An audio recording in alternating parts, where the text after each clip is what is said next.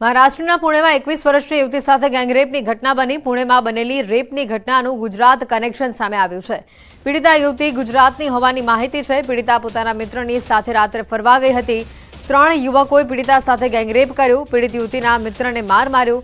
3 યુવકો ગેંગરેપ બાદ ભાગી ગયા। યુવતીને મોડી રાત્રે હોસ્પિટલ ખસેડાઈ હતી। હોસ્પિટલમાં યુવતીની સારવાર હાલ ચાલી રહી છે।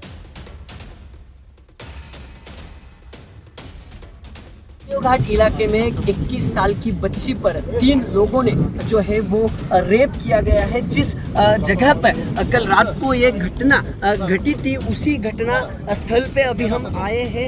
यहाँ पे आप देख सकते हो कि पुणे पुलिस की 2 टीम, जो फॉरेंसिक टीम है या पुणे पुलिस का डॉग स्क्वाड है, वो ये स्पॉट पे अभी मौजूद है। पुणे पुलिस की तरफ से जो आरोपी है उनको ढूंढने के लिए 10 टीमें जो अलग अलग तैनात जो है की गई है। पुणे पुलिस के सभी बड़े अधिकारी अभी ये स्पॉट पे मौजूद है। स्पॉट पे से कुछ एविडेंस मिलते हैं क्या, ये पुणे पुलिस की तरफ से देखा जा रहा है। पुणे शहर से कुछ ही अंतर पे ये बोबदेव घाट है। कल रात एक 21 वर्ष कॉलेज में पढ़ने वाली जो बच्ची है वो यहाँ पे अपने दोस्त के साथ घूमने आई थी और उसी जगह पे जो दोस्त है उसको मार पीट भी जो आरोपी है उनकी तरफ से की गई और बाद में जो 21 साल की लड़की है उस पर जो है रेप किया गया है। अभी पुणे पुलिस जो है पुणे पुलिस का सर्च ऑपरेशन यहाँ पे शुरू है। कुछ एविडेंस इस स्पॉट से मिलता है क्या, ये पुणे पुलिस देखने की कोशिश कर रहे हैं। सभी यहाँ पे और सुबह से तगड़ा बंदोबस्त जो है पुणे पुलिस की तरफ से इस स्पॉट पे लगाया गया है।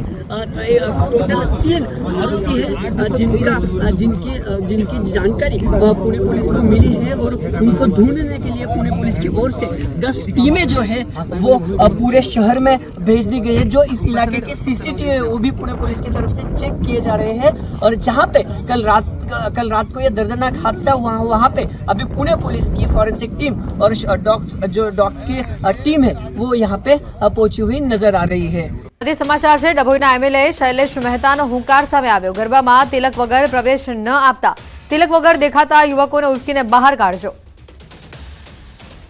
तिलक वगरनो कोई युवान देखाय तो एने पण उचकीने बहार काढो।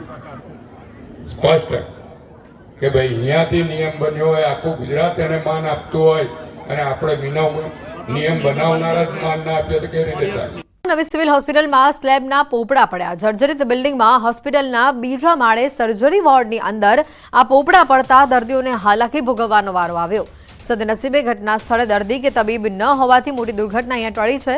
ઘટના બાદ વોર્ડમાં ફરજ બજાવતા કર્મચારીઓ અને તબીબોના જીવ તાળવે ચોંટ્યા। મહત્વનું છે કે નવી સિવિલ હોસ્પિટલની જૂની બિલ્ડિંગ જર્જરિત હોવાથી અવારનવાર છતમાંથી પોપડા પડે છે, ત્યારે બિલ્ડિંગના સમારકામની માંગ ઉઠી રહી છે।